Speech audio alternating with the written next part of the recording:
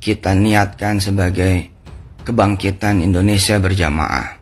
Kebangkitan kemudian umat yang bersatu melawan kapitalis, melawan orang-orang yang kemudian mengambil hak-hak umat, mencoba berdiri bagaimana kemudian semua opportunity bisa diambil, direbut oleh umat. Sebuah kekuatan yang dimana kemudian umat berkumpul, tidak ada satupun kemudian proyek-proyek di dalam negeri, usaha-usaha di dalam negeri, bisnis-bisnis di dalam negeri yang kemudian tidak milik umat. Semuanya milik umat. Di saat yang bersamaan kemudian ada kawan. Dan gue curiga ini ada penggembosan nama ya Ustadz Yusuf Mansur, karena dia kan Ustadz yang hampir menjelang sukses kalau menurut gue ya, dengan ide-idenya gitu. Andai kan ide-ide dia PayTrend apa segala ini jalan ya, dengan perumahan ini jalan, gue rasa dia bisa jebol dan bisa besar juga loh di negeri ini ya. Salah satu Ustadz yang kaya raya juga, dan dia makin giat dakwahnya gitu loh. Nah, gue takut ada penggembosan dari kaum kafir ya, yang menginginkan Ustadz Yusuf Mansur ini jatuh agar usahanya yang bertajuk Islami tidak jalan. Nah, kita sebagai Muslim juga harus sadar di sini, jangan melihat dari segi negatifnya saja, bertobat. Tapi gue yakin sekarang Yusuf Mansur lagi bangun kerajaan bisnis Islam yang besar. Belum diomongin sama dia. Oi Wibowo itu mengatakan bahwa apakah ini agak ada agenda dari non Muslim begitu? Saya kira tidak, Mas. Karena apa buktinya itu tidak ya? Artinya Yusuf Mansur itu sendiri kan sekarang sudah ternyata terbukti bahwa PayTrend Asset Management yang digagas oleh Yusuf Mansur, yang digembar-gemborkan oleh Yusuf Mansur, kita bisa mengelola berkaitan dengan PayTrend Asset Management sebegitu hebat begitu ya, ternyata kan juga dicabut. Artinya memang tidak ada agenda dari non Muslim ya. Saya katakan kalau saya berpendapat tidak ada agenda dari non Muslim, tetapi adalah murni perbuatan dari Yusuf Mansur sendiri yang tidak mampu investasi-investasi yang buat. Contohnya PayTrend Asset Management itu sebagaimana kita ketahui, mungkin sebagian besar masyarakat Indonesia, PayTrend Asset Management yang dimiliki oleh ownernya Yusuf Mansur itu clear dicabut oleh negara karena tidak memenuhi persyaratan-persyaratan yang diatur oleh peraturan perundang-undangan begitu, Mas. Dan itu yang mencabut adalah OJK, artinya lembaga resmi negara. Tentu ini berdasarkan pertimbangan-pertimbangan yang matang, bukan abal-abal begitu, Mas.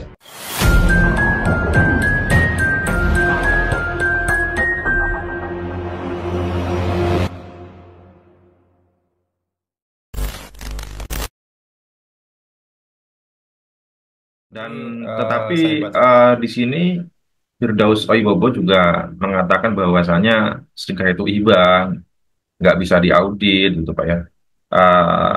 Boleh dikelola oleh Yusuf Mansur karena Yusuf Mansur itu perwakilan Allah katanya Pak.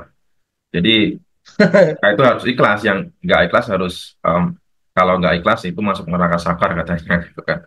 Jadi orang-orang yang rugi karena investasi Yusuf Mansur itu karena kifarat atas dosa-dosanya gitu katanya Pak, pernah hamili orang, nyopet, korupsi kata dia gitu Pak. Nah ini kan ini statement yang ngabur gitu Pak ya.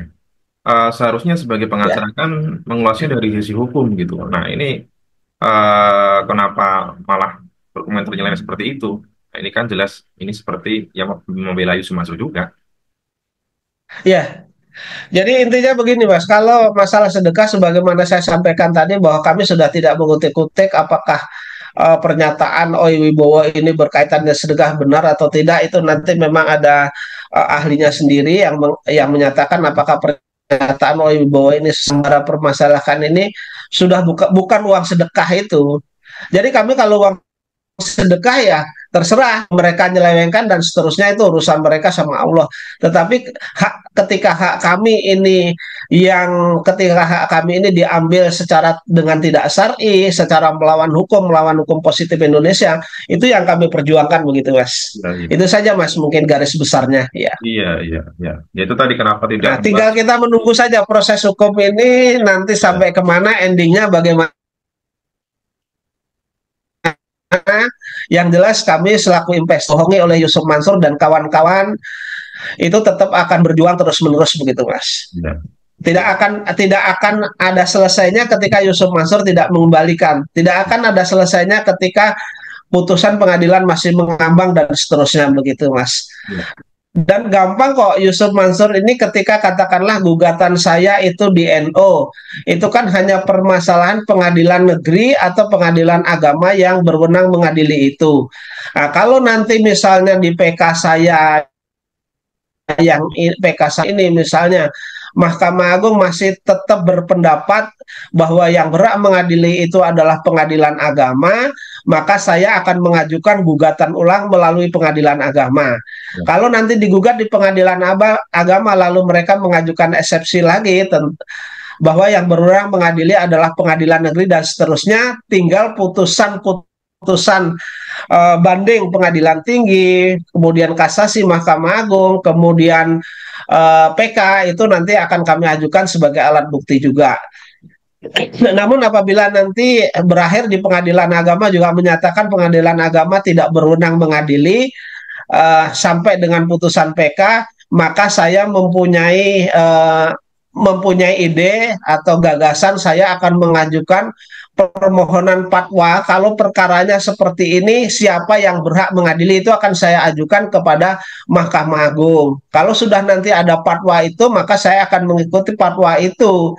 Nah, kalau nanti pengadilan-pengadilan yang ditunjuk itu juga masih mengendo, berarti mereka tidak mematuhi fatwa Mahkamah Agung begitu, Mas. Jadi perjalanan ini masih panjang, Yusuf Mansur, tenang-tenang saja, jangan takut tidak diusik. Kami akan mengusik ketika uang kami tidak dikembalikan begitu, Mas. baik, baik.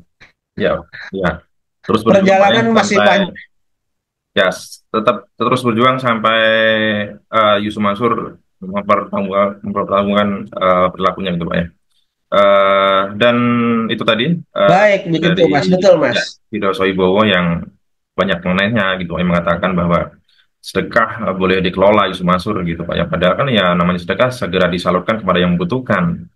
Kemudian mengatakan Yusuf Mansur itu perwakilan Allah, kemudian Betul, betul. nuding bahwasanya ini ada agenda dari kaum kafir untuk penggembosan Yusuf Mansur yang membangun ekonomi Islam. Nah, ini kan statement-statement yang nyeleneh. Padahal kan Yusuf Mansur sendiri bekerja sama atau berinvestasi di perusahaan milik Haritano yang notabene non Islam atau kafir gitu Pak ya. Nah ini kan tuding-tudingan yang ngawur gitu Pak ya dari Firdaus Sohibowo. Baik, saya kira cukup itu Pak karena waktu. Saya kira begini, Mas. Saya kira kalau Oi Wibowo itu mengatakan bahwa apakah ini agak ada agenda dari non Muslim begitu, saya kira tidak, Mas. Iya, Karena apa buktinya itu tidak, ya. Artinya Yusuf Mansur itu sendiri kan sekarang sudah ternyata terbukti bahwa Paytrend Asset Management yang digagas oleh Yusuf Mansur, yang digembar-gemborkan oleh Yusuf Mansur, kita bisa mengelola berkaitan dengan Paytrend Asset Management sebegitu hebat begitu ya, ternyata kan juga dicabut. Artinya memang tidak ada agenda dari non Muslim ya. Saya katakan kalau saya berpendapat tidak ada agenda dari non Muslim, tetapi adalah murni perbuatan dari Yusuf Mansur sendiri yang tidak mampu investasi-investasi yang buat. Contohnya Paytrend Asset Management itu sebagaimana kita ketahui, mungkin sebagian besar masyarakat Indonesia, Paytrend Asset Management yang dimiliki oleh ownernya Yusuf Mansur itu clear dicabut oleh negara karena tidak memenuhi persyaratan-persyaratan yang diatur oleh peraturan perundang-undangan begitu, Mas. Dan itu yang mencabut adalah OJK, artinya lembaga resmi negara. Tentu ini berdasarkan pertimbangan-pertimbangan yang matang, bukan abal-abal begitu, Mas. ya, betul Ya. Pak, betul Pak Jenny. Dan kalau dikatakan membangun ekonomi Islam ya ini salah besar Yusuf Mansur sendiri usaha-usahanya itu banyak yang melanggar syariah gitu Pak. Ya, itu tadi Pak statement dari Firdaus Oyiwobo yang nyeleneh dan ngelantur gitu Pak, mengatakan bahwa adanya dugaan bahwasanya ada pengembosan seorang ulama ya dari orang-orang kafir gitu Pak ya. Karena Yusuf Mansur dianggap sebagai sosok yang akan membangun kerajaan Islam, ekonomi Islam. Nyatanya usaha-usahanya itu tidak ada yang syariah gitu Pak ya. Seperti trend yang jelas-jelas MLM haram, kemudian kripto yang juga jelas diharamkan MUI gitu. Dan mungkin orang kalau berbisnis sama Ustadz Yusuf Mansur harus suci harusnya. Kalau orangnya orang bobrok, ya orang bobrok mau berteman atau berapa sih berbisnis dengan Ustadz Yusuf Mansur, gue rasa nggak kena deh.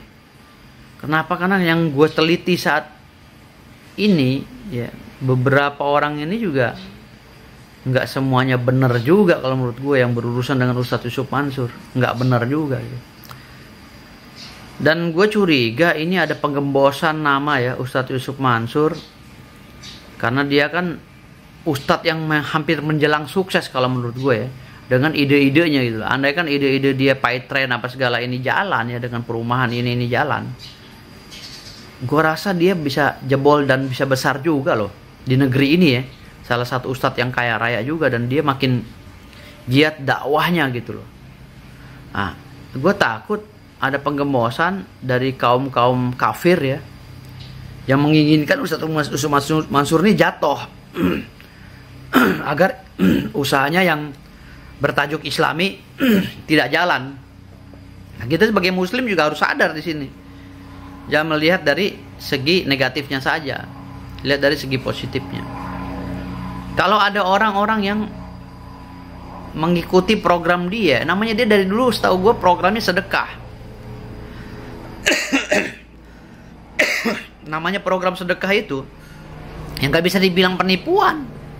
Namanya sedekah. Sedekah itu ikhlas. Sedekah itu ikhlas dan masuknya dalam hibah. Jadi apapun bentuk yang lo berikan, mau berapa ratus miliar, berapa triliun pun, lo udah sedekah. Dan urusan Yusuf Mansur mengelola uang itu, mengelola kendaraan itu, gitu loh. Apa dia mau digunakan untuk bangun masjid ke tuh uang, atau digunakan untuk modal agar sendi-sendi keislaman kuat nantinya dalam perjuangan? Bisa jadi seperti itu. Kita kan nggak tahu, kita belum tabayun sama Yusuf Mansur. Tapi yang namanya sedekah itu nggak bisa diaudit. Menurut gue nggak bisa. Udah dihibah.